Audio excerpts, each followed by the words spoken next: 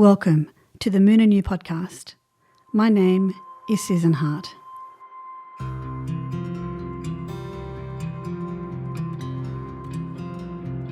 I wish to acknowledge the traditional owners of this land on which this podcast is being recorded, the Awabakal people of the Awabakal tribe.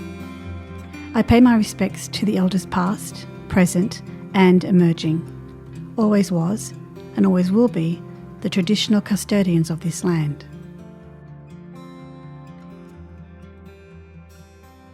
To be a gentle warrior. Full moon in Aries occurring on the 20th of October 2021. Aries full moon asks us to turn inward to feel the warmth of our own internal fire. If you are a native-born Aries, your fire burns hot with endless oxygen that maintains its veracious pursuit for tinder to burn. Aries energy, when tempered with the opposing sign Libra, can be incredibly transformational. There is an opportunity to metaphorically burn that which no longer serves you and warm up those ideas and creative pursuits towards your mission in life. Aries gives us the energy to vanquish those fears and hidden emotions that keep us from following our dreams. It's time to rise and take all the courage that this energy offers and forge a new path, not only for yourself, but for the many that you lead along the way. Let's take a deep dive now into Aries and the full moon, and always by my side to share her insights of the technical aspects and the spiritual aspects of this fire sign and of the full moon is, of course, Kerry Hourigan. Hello, Kerry, darling. It's so nice to see you in the flesh. I know, you too. You too. It's been, how long have we been in lockdown in Australia? A couple of months, New South isn't Wales? it? Oh, it seems like years. I think it's about 3 months. Yeah. 3 months. Yeah, it's been a while. It has been about that long, yeah. It's insane. Yeah, it's great to see you in the flesh. Lovely, yes. So it's a full moon in Aries. It sure is. I'm excited to hear all about it, my darling. Very, very, amazing. Yes. You mentioned before you start, we had just gone through Mercury retrograde, and sometimes I think, nothing's really happening to me. It's not really happening, is it? Anyway, yesterday my computer had no memory left and I was rendering the last video for the financial course about budgeting. And I went, what? And then your words came to me. Well, Mercury is retrograding. I went, oh my God. Yeah. I think so it just annoyed. eases you to know that there's something going on. It's so fascinating how it always correlates to this time, you know. Totally, my friend. Yeah. So anyway, take it away. I'm so keen to hear all about it. Well, the full moon in Aries will be at 27 degrees and 26 minutes, which means the sun is also at 27 degrees and 26 minutes in the opposite sign of Libra. There can be feelings of tension around full moons as the energy is expressed outwards between opposing signs. The full moon is about completion, culmination and closure. And we are in a growth phase from the new moon to the full moon by developing, pondering and taking action. And in the full phase, we begin to grow by letting go and releasing, also through developing, pondering and taking action. The sun opposes the moon, completely illuminating what is in the dark. Oppositions mirror everything back to us, where we can learn from our own errors, or on the negative side can project our own inadequacies onto others. This will be something to take note of with the sun in Libra. Libra, the sign of relating to others, is where we experience the extremes and projection can be more activated.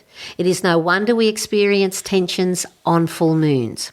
You can look at the tension as difficult or the opportunity to deal with what has been brought out into the light. This can create feelings of insecurity. Our feelings of safety and security are represented by the moon in our birth chart. The moon is also our self-image or ego.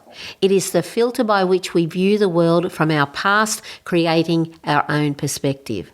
It is no wonder we struggle with each other and feelings of safety when we view things from our ego and project onto others. Which when you catch yourself, or if you can, just puts a whole new dynamic on the whole thing. When the sun and moon oppose each other, tension and friction are present. Mars is conjunct the sun in Libra as it opposes the full moon to Aries. Mars rules Aries, giving the necessary fuel to initiate the letting go and completion process. We experience the extremes of the full moon in Aries, where we can find ourselves being and giving everything to everyone, creating imbalances with the sun in Libra. It's finding that midpoint of balance. If this is you, the question becomes, why would you feel you must do this? Is it a fear of confrontation, not being liked or approved of? Aries Full Moon reminds us to connect back to the core of ourselves and find the balancing point between ourselves and others. Aries is a very passionate sign, medically ruling the head. Do you look after your head and all things related to it? Do you take care of your eyes, your nose, ears? Do you filter the things you are speaking about and your thought processes? With the full moon in Aries, you may see something coming to a head to be dealt with, to finally let it go and release in areas where we relate to others, such things as parents, children, and our close relationships. This could be letting go of certain way we are interacting with others. The full moon in Aries is also about our perceptions as we view things through our ego. What is truth and what is what we believe to be true? Be mindful to watch for explosive responses when triggered. Impulsive actions and decisions come with consequences. So the sun and moon are in a cardinal square to Pluto, and the square aspect to the sun and the moon with Pluto will also create tensions and friction. More things are being exposed and brought to the surface into the light to be dealt with both collectively and individually. Pluto sends us into the dark and exposes what needs to be brought to the surface for transformation to something greater. It deals with obsessions and compulsions. We can look to see if we have any patterns of obsessive behaviours in relation to other people or things that are compulsive, that need to stop and be released or change the way we are looking and dealing with certain things. So this brought to mind the saying, change the way you look at things and your things you look at change. That's my favourite, most favourite and beloved quote. It's wonderful, and that comes from the Tao Te Ching, which was brought to many by Wayne Dyer, who there's some numerous YouTube videos on it. And there's also a YouTube video that I can send the link to you where he reads from the Tao Te Ching. So we also look at this collectively as we are seeing divisions taking place, which is also can come with this squaring of Pluto and the full moon. And one of the things that I'm seeing in our community is the divisions of the vaccinated and the unvaccinated, and they're talking about it all the time in mainstream media. And this is really, I think, has the potential to really polarise our communities. The Sun and Mars trine Jupiter in Aquarius. Jupiter has gone direct as around the full moon as of the 20th of October, and the archetype of Jupiter is joyful and expansive, influencing us to expand our own world. This can be reflected in a mental, psychological, emotional, spiritual, or physical expansion. Now, I did have a little concern when I saw that, or when I wrote that, the physical expansion. And what I'm meaning by that is that... too many donuts. I don't eat sugar. That's a lie. That's a lie. Yeah, it is a lie. What I meant by that is physical, meaning in relation to travel. And as we're seeing, borders are beginning to be opened up, and it could include travel, and people are very keen to do that. And just, check to see where this is transiting in your chart. Aquarius also tells us to elevate our standards as well. So where evolution and growth must occur, if circumstances resist or prevent this archetype of Jupiter from expanding or evolving to something greater, the obstacle will be removed and it may not be so joyful. So there's also the polarity of that.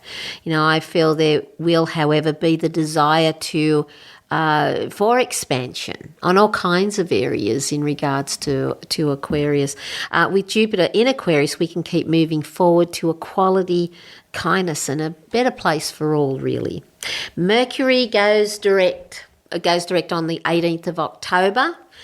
The retrograde is an optical illusion where a planet appears to go backwards, giving us the opportunity to review and revisit what has come before, and again to check to see where this applies to you. And you've also told us about your story about the upsets with your computer. I hold my breath whenever Windows has an update during a Mercury retrograde. And wouldn't you think that they would realise that? Well, you're talking to probably the consensus, and the consensus is about 3/4 of the population which don't look at anything like this. During the Mercury retrograde, what also happens is the revealing of truth occurs, and with exposure of lies.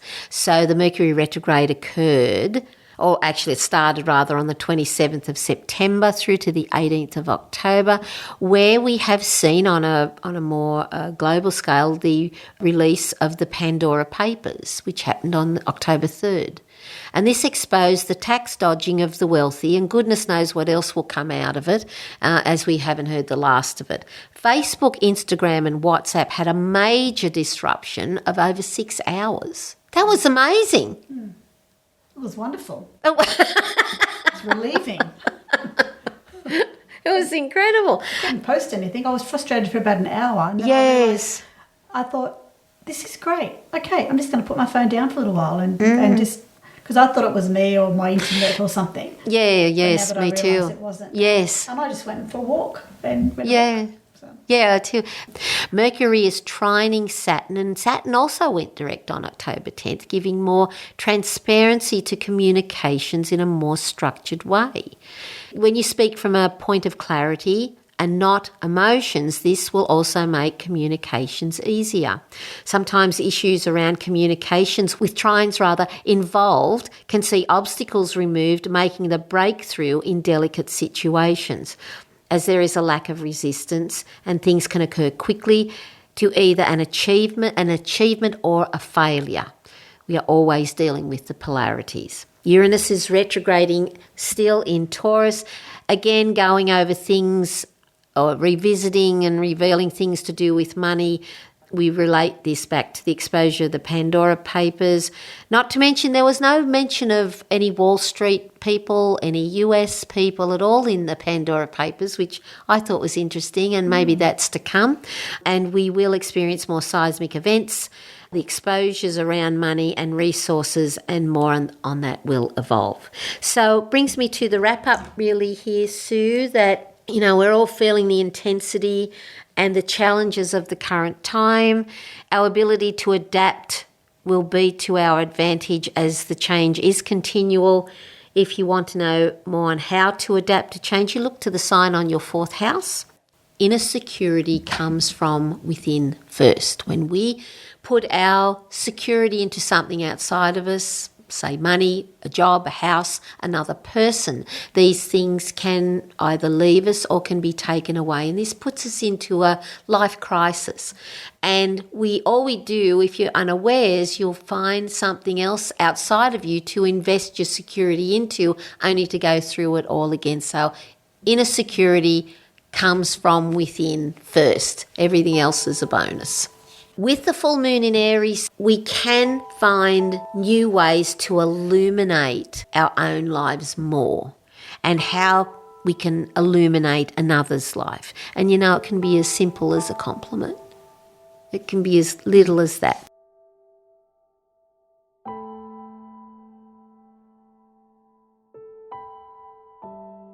So, Kerry, I'd like to first of all talk to you about hair. Being in lockdown, I haven't seen my beautician for over 3 months. And the other day I was in the bathroom and Jason said to me, Jason is my husband, he goes, "Oh my God." What did he see? Hair. That's all I'm going to say. Everywhere. Oh, Studies show that birth control cause hair to move from the growing phase to the resting phase too soon and for too long. This form of hair loss is called telogen effluvium. I'm not even going to spell that. okay. Right. Large amounts of hair can fall out during this process. So if baldness runs in your family, birth control pills can speed up the hair loss process. How fascinating is that? It can be very traumatic for women too. It can. I remember my mum when her hair fell out from chemo. Oh, that was just the most horrendous. Oh, yeah, it's thing. just terrible. It was just to address that side of it. And menopause also comes with its own set of hair loss issues as well. Now, I'm not recommending that women go off the pill for the sake of their hair. I would urge you to take a closer look at how you can support your hair while you're on the pill.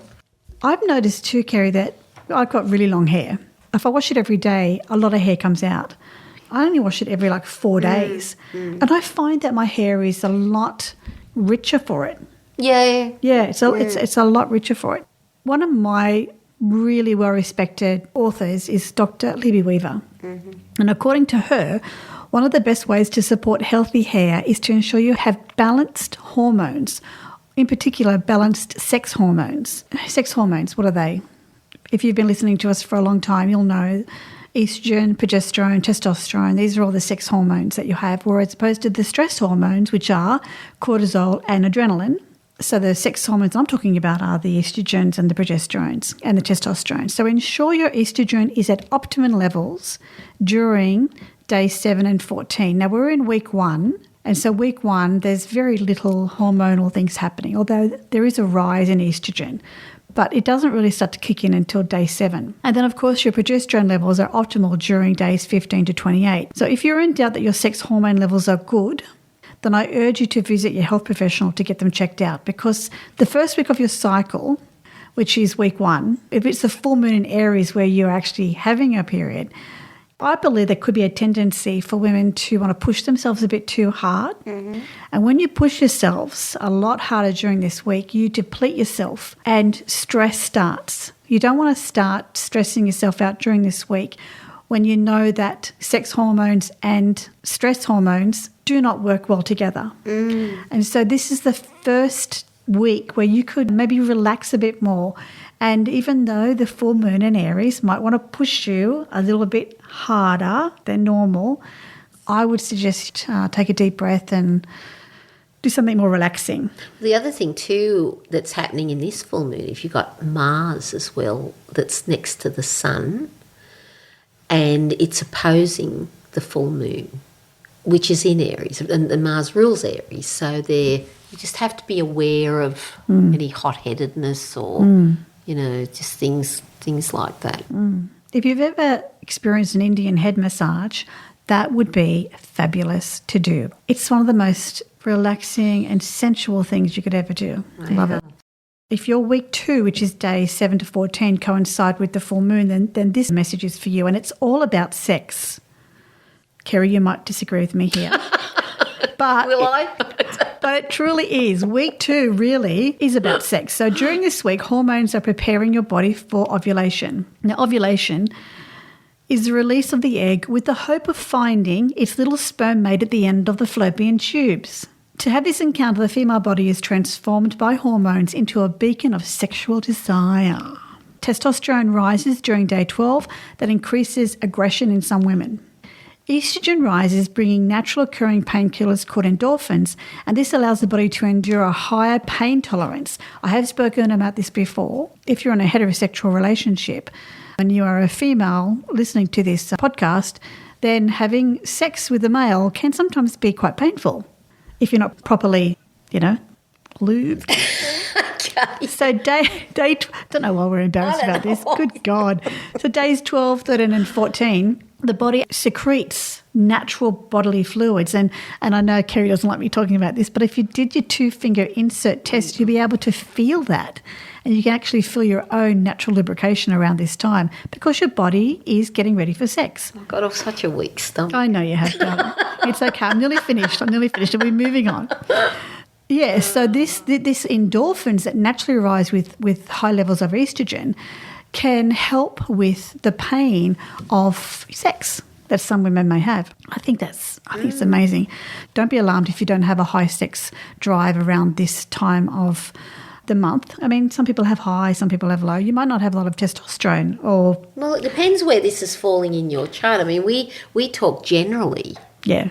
Yeah, that's why you've got to look at your own chart to see where it's occurring. So from that point of view, and also you need to look at your own health circumstances. So some women have no libido at all or have very low libido, and some have a high one. So we're all very different. But if there are any concerns around your health and or sex life, this is the perfect time to check it. As the full moon in Aries, Kerry, you're going to love me for this. I know I'm your student, but you're going to love this. So the full moon in Aries is about action and courage. Yes. So very good. Thank you. Dear listener, what I'm saying is that you need to take action on your health in this time. If you're wanting a sex life that is with a strong libido and you don't feel it, if you're at an age where you really should be feeling it, go get it checked out. Are your hormones in balance? And I think too, reflecting on what you mentioned before about Libra is all about balance, and that's the opposing side to Aries. Yes, and these two signs can be about extreme. With Libra, that's why Aries is about the self and Libra is how we relate to others. So if you're, as I mentioned, if you're inclined to want to people please, if you have a lot of Libran energy or that Libran archetype is activated in your chart, so you may be prone to people pleasing, even doing without yourself to win approval, whatever. Then this is the distortion of it, where Aries reminds us that you have a core connection to yourself. And so it sends us back up. So it's finding that midpoint. How fascinating. I've just had a thought. So there may be some women out there who are compelled because they love their partner. And I am talking, I suppose, about a heterosexual relationship here at the moment because of the fact, I'm talking about pain in sex, that if you're choosing to honour the relationship by having sex, even though it may be painful for you, even though you're not even ready for it, you might have a low libido, but you still do it anyway because of your love and your care for your partner. So what I'm saying is that there are lots of things that you can do to support you through that. So investigate ways that you can support yourself by also pleasing your partner as well. I like that analogy between the two signs, Kerry. Thank you for that. So week 3, which is probably my most favourite week of all, there are 3 things to consider when moving into week 3 of your cycle. So it's the start of phase 2, more commonly known as the luteal phase. It occurs after ovulation and before your period starts. So during this time, the lining of your uterus normally gets thicker to prepare for a possible pregnancy. Ovulation triggers a fall in estrogen and begins the rise of progesterone. The body shifts from one hormone to another, and if you are not aware of this shift, which we have spoken to many, many times, you could trigger an emotional response that may cause you unnecessary grief or suffering. So this month, why not track this for yourself? I love tracking. It's very much like budgeting. Feel the shift and make the necessary emotional change to accept that this week will now be a softer, less active pace. More like the opposing sign of Aries, which I love that, which is what Libra is. I love it when you smile because I think, am I right? Am I right? So bring balance back to your month by ensuring you take great care of yourself this week. This is so important. So this week, just realise that it's going to be different from the week before. So last week was all about getting into a cab and having a party, enjoying yourself and high heel shoes, and you don't feel any pain. And I always think that the progesterone is the cab that takes you home. Yeah. And then you're in bed and that you're relaxed and everything. I wish I'd have known these when I was going through it. Because what used to get me with the 3rd week was that I would have that dip, that I'd just get doubtful. All of a sudden I'd have this doubt. What are you doing this for? What do you want to do this for? You know what, I can't remember what you used to call it, the dip. The dip. Yeah, the tip, I definitely. I wished I'd have known about that. I know, me too. Okay, so getting back to the hair issue. Yes. So this is the perfect way to give yourself another scalp massage, most importantly, and as an enthusiastic aromatherapist, I would recommend rosemary essential oil, because rosemary essential oil has been known to stimulate the hair follicles. Is it to massage in your Yes, scalp? Well, yes. Aries is about the head. That's anything correct. to do with your head. Yeah. It's good to Yeah. just And you do it yourself. You don't have to go out and pay somebody to do it for you, or that is lovely if you can. But just get some conditioner, 2 or 3 drops of rosemary, and it is quite hot. It can become a hot oil. So don't so just make sure you have a carrier, which is unlike like your conditioner or some jojoba oil, and just massage it in and leave it for a little while. And then when you wash it out and when you blow dry it, your hair is thicker. It's amazing. it stimulates them. Stimulating. I know Louise Hay says about, I don't know if it's fear. I know it's fear that she talks about, that because our head gets, and when we're overthinking things, it can make our head hot, and it can do something to your hair. It can stop it from growing. I can't remember exactly what she says, but she talks about baldness in women. I know that I think it was stress, because I remember her saying that when women entered the corporate world, baldness in women become more prevalent. One of the reasons that happens, from what I've read, when you're in a high state of stress and for a long time, and you have cortisol and you have adrenaline running in your veins because of all the stress around you and all the deadlines and stuff like that, it shuts down. The body says, oh, something's happening, that we're not going to get pregnant, so we're going to shut down all those sex hormones. Oh, my goodness. And so that's why a lot of women have fertility issues and ovary issues and progesterone and all those sort of issues, because stress is extremely damaging to the female body and male body. But when we're talking about hormones in the female body and baldness and all that, so that's why it's okay to be stressed a little while, because stress is important to have at some times in your life. If you're being chased by a lion in the jungle. Yeah. And stress is good when you want to have, want to present something. You want to get that buzz. You enjoy that. But long-term stress does damage you. And we live in a very stressful environment, like on a continuous level. The television, if you turn it on, you turn it off, and I have been doing that because it's just too worrying all the time, the negativity from it. So, but we do live in a stressful environment constantly. That flight or fight responses that you can feel it. You can feel the anxiety all the time. So always, yeah. That leads me to our last week, Kerry, which is week 4. I'm just.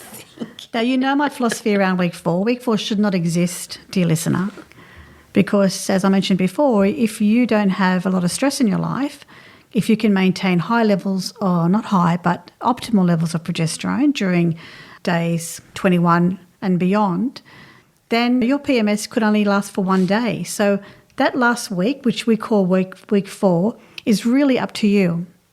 You can lessen it by the amount of stress that you have in your life. But I want to address those women who do have PMS or her sister PMDD.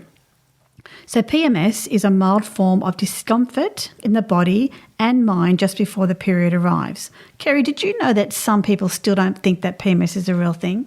Do they have a uterus and fallopian tubes? No. They don't have it. Right, there you've answered your question. Oh, I love it. Hopkins Medicine blog refers to PMDD as a severe form of PMS. So symptoms of PMDD appear during the week before menstruation and then within a few days after your period starts. So these symptoms disrupt daily living tasks. Wow. So symptoms of PMDD are so severe that women have trouble functioning at home, at work, and in relationships during this time. It's important to get yourself diagnosed with PMDD, as there could be some other underlying medical and psychological aspects to these symptoms that you're not aware of. Now, I've got a new a revised version of my 4 Seasons ebook coming out. So where it was 8 pages, it's now 46 pages. I know. It's crazy. That's what I've been doing in my lockdown months, Kerry. You've been busy, I know, broadening your horizons. Yeah, but one of the key research information is about don't accept your health as it is. If you are concerned at all, you need to check it out. Don't even allow your GP or health professional to say, oh, look, it's just a bit of depression. Oh, it's just a bit of this or it's just a bit of that. Just if you know there's something wrong, just push for more tests, because there's been so many misdiagnoses of so much stuff out there that women miss out. In the 1970s and the early 80s, this wasn't even a known condition. And I just mentioned before that there's a lot of people who still don't realise that this is really true. So referencing PubMed, now PubMed is a really good research place. Clinically significant premenstrual problems with mood and behaviour have been recognised since ancient times. When I'm saying recognised by women in tribes and in sisterhood circles. However, it was not until 1987, 1987, that formal criteria for a specific diagnosis were proposed. There are so many avenues of discussion I can take on this subject, Kerry. Over the last few months, we've been encouraging you to review your progesterone levels during the second half of your cycle. Ensuring your progesterone levels remain at optimal levels is one of the anchors to keep PMS under control. If you are unsure of your levels, a blood test around day 21 will identify if your hormones are out of balance. And that's what I did after the IVF procedures that I did about 20 years ago now, Kerry. Is it really that long? I suffered for 2 years with really bad periods, with deep depression. I was crying most of the time. It was just horrendous. This is where I started track, and this is where the Moon and You app came from, about tracking not just your mucus. Kerry hates that word. That's why I say with a little gleam in my eye. I don't like. Thank God you don't Bodily use that. fluids, checking your body fluids, your temperature, but most importantly, checking your mood. Because what it was for me is that I was told I was suffering from depression because I couldn't have a child. And that really didn't ring true for me, because I went into the IVF program with a conviction that everything was going to be okay, whether I did or whether I didn't. We just wanted to try. So, I was happy, I was contented. Either way, no worries. I wasn't desperate. It was good. We saved the money, so I wasn't borrowing any money. It wasn't a financial thing. We saved it. We did it. But I came out of the IVF broken. But what had happened was that I just didn't want to be called clinically depressed. So I was diagnosed with clinical depression, and I was on a serotonin blocker for 2 years. And I said, this can't be right. This can't be right.